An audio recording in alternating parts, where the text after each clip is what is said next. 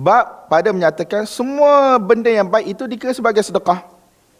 Sama ada perbuatan kita ataupun percakapan kita yang melibatkan kebaikan yang digesa ataupun yang dianjurkan oleh syarak, maka itu dikira sebagai sedekah.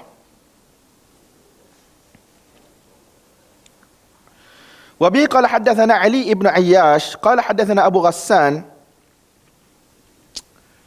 قال حدثني محمد بن المنكدر عن جابر بن عبد الله رضي الله عنهما عن النبي صلى الله عليه وآله وسلم أنه قال كل معروف صدقة.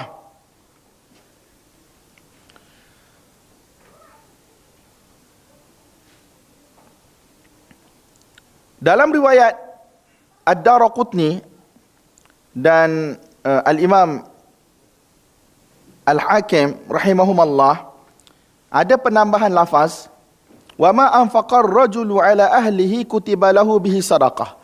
Apa yang seseorang lelaki itu infakkan kepada kaum keluarganya, walaupun nafkah ni pada asal ialah wajib, betul tak? Itu pun dikira sebagai pahala sedekah. Wa ma waqal mar'u bihi 'irdahu fahuwa sadaqah. Dan apa yang seseorang itu dia buat untuk dia jaga kehormatan dirinya, maka itu juga dikira sebagai sedekah. Maksudnya apa sahaja tuan-tuan, perbuatan ataupun percakapan yang baik, yang diiktiraf baik oleh syarak, maka apabila seseorang itu buat, dia akan dapat pahala sedekah. Dalam riwayat yang lain, di sisi Al-Imam Al-Bukhari rahimahullah, di dalam Al-Adabul Mufrad, daripada jalur Ibn Al-Munkadir, daripada ayah dia, dalam tu ada lafaz Nabi SAW sebut wa minal ma'ruf an talqa akhaka biwajhin talqin. Dan antara kebaikan ialah engkau bertemu dengan saudara kamu dengan wajah yang manis. Itu pun juga adalah sedekah. Wa an tukfi'a min dalwika fi ina'i akhik. Dan kamu ambil air daripada bekas kamu, dimasukkan air tersebut ke dalam bekas saudara kamu. Maksudnya tolonglah. Itu juga dikira sebagai sedekah. Jadi tuan-tuan, ma'ruf ni satu benda yang mana begitu banyak dia punya form, dia punya bentuk. Kadang-kadang sebagai contoh, kalau kawan kita baru sampai daripada kampung halaman, katakanlah dia datang dengan mak ayah dia, duduk rumah sewa sekali dengan kita lah, ataupun duduk asrama, kita pun pergi tolong angkat beg dia, tolong angkat dia punya bagasi, ataupun kita pergi bersalam dengan mak ayah dia. Mak dia tak boleh lah kalau lelaki kan. Maksudnya kalau kita pergi senyum, sapa, tanya khabar, ini semua adalah bentuk-bentuk kebaikan yang mana orang kita kadang-kadang dia tak rasa benda ni. Sama ada dia tak buat ataupun dia buat tanpa dia rasa kebesaran, kedudukan, ketinggian benda yang dia buat. Ini semua adalah form of ibadah. Ini adalah bentuk-bentuk ibadah. Dan Allah Subhanahu Wa Taala akan bagi pahala sedekah kepada kita kalau kita buat dalam keadaan kita ihtisab. Kita mengharapkan ganjaran tersebut.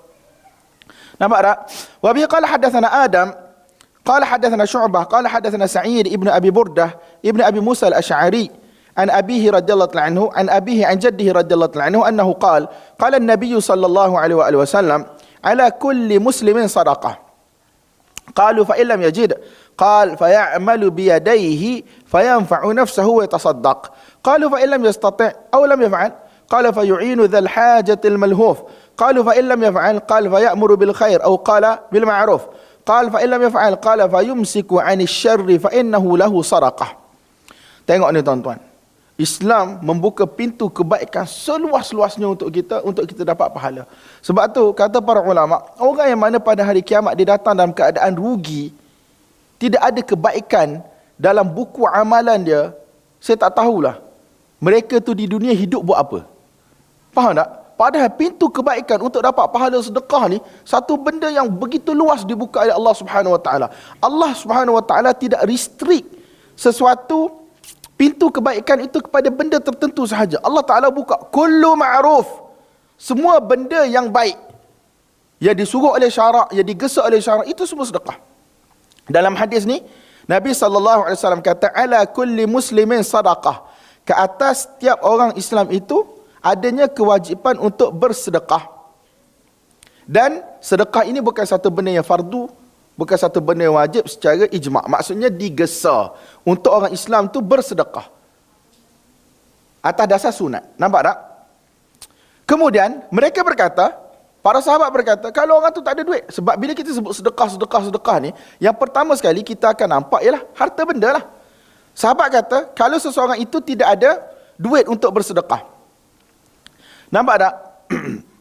Maka Nabi SAW berkata, faya'mal biyadaihi fayanfa'u nafsahu wa yatasaddaq. Maka hendaklah seseorang itu dia bekerja dengan kedua tangannya. Kemudian daripada hasil kerja dia, dia dapat bagi manfaat kepada diri dia, orang yang berada di dalam tanggungan dia, dan dia boleh bersedekah. Nampak tak? Katakanlah dia dapat buat, daripada satu kerja dia, dia dapat buat 100. Tapi dia ambil RM1 sebagai contoh, RM2. Selepas dia tolak keperluan dia, makan minum dia, minyak motor dia, sewa rumah dia, dan seumpamanya ada lebih duit, dan dia ambil RM1 ataupun RM2, katakan dia letak dalam tabung masjid. Itu juga merupakan kebaikan. Nampak tak tuan-tuan?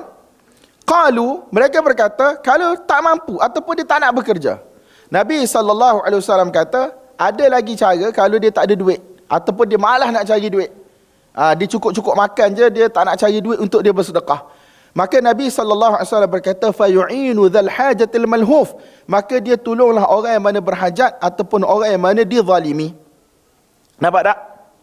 Orang yang mana berhajat dan dizalimi, kita tolong orang, keluarkan dia daripada apa? Daripada kesusahan dia. Sebab tu dalam hadis, man naffasa an akhihi kurbatan min kurabid dunya, naffasallahu anhu kurbatan min kurabi yaumil qiyamah. Atau kama qala alaihi wasallam.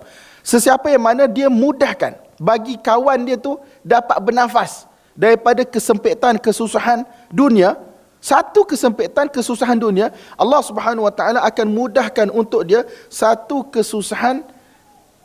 kesempitan daripada kesempitan apa tuan-tuan? Daripada kesempitan akhirat. Ada muqaranah ke tak? Ada perbandingan ke tak antara kesusahan dunia dan juga kesusahan akhirat? La muqaranah aslan. Tidak ada perbandingan. Tapi Allah kata dengan fadl, rahmat, kasih sayang, kelebihan Allah Ta'ala kata, aku akan hilangkan satu kesusahan daripada kesusahan akhirat. Sedangkan kesusahan dunia ni bukan satu benda yang besar pun tuan-tuan. Kawan kita gemuk macam saya sebagai contoh, tak larat nak angkat. Betul tak? Ataupun naik tangga tak larat. Dia pun bagi tangan dia, ramai je kawan saya bagi tangan, bagi bahu. Kan? Sebab jalan nak naik tangga, nak turun tangga, sakit lutut, longgar dah. So, dia tolong. Benda tu bukan satu benda yang susah pun. Tak perlu guna duit pun. Tetapi dia panggil apa? Dia ada common sense. Ataupun, oh dia faham, ustaz tu gemuk, okey, tolong dia. Dan insyaAllah dapat pahala. Allah akan mudahkan aku pada hari kiamat kot. Tuan-tuan, hari kiamat bukan sebab jalan gemuk gitu, tuan-tuan. Manusia berada di padang mahsyar. Masing-masing dengan amal masing-masing, tuan-tuan. Berada dalam ketakutan. Tak sempat nak tengok kiri kanan walaupun manusia bertelanjang pada hari tersebut. Tetapi Allah dengan sifat Rahman Rahimnya, dengan kelebihannya, Allah janji, naffasallahu anhu kurbatan min kurabi yaumil qiyamah. Allah Subhanahu wa taala akan mudahkan satu kesusahan daripada kesusahan hari kiamat. Sedangkan kita tolong kawan kita angkat beg dia, ataupun tolong angkat baju dia, ataupun tolong sidai baju dia dan seumpamanya. Benda ni tuan-tuan, benda simple di dunia, tapi balasan dia besar di akhirat nanti. Kemudian lagilah kalau yang kita tolong itu orang yang dizalimi. Nampak ada orang yang dizalimi. Jadi kita berusaha mungkin turun naik pejabat. Nampak tak? Bagi tahu kepada lecturer ataupun bagi tahu kepada pihak pentadbiran, kawan kita dizalimi, harta dia dicuri sebagai contoh. And whatsoever lah. Benda-benda yang tuan-tuan boleh relatekan dengan apa yang berlaku dalam kehidupan. Al-malhuf ay al-mazlum. Al-malhuf ialah orang yang mana dizalimi. Fayu'inu dhal hajatil malhuf, maka dia tolong orang yang mana berhajat dan orang yang mana dizalimi. Para sahabat bertanya, kalau dia tak nak buat yang tu, qala fa ya'muru bil khair atau qala bil ma'ruf. Dia suruh orang buat benda-benda yang baik.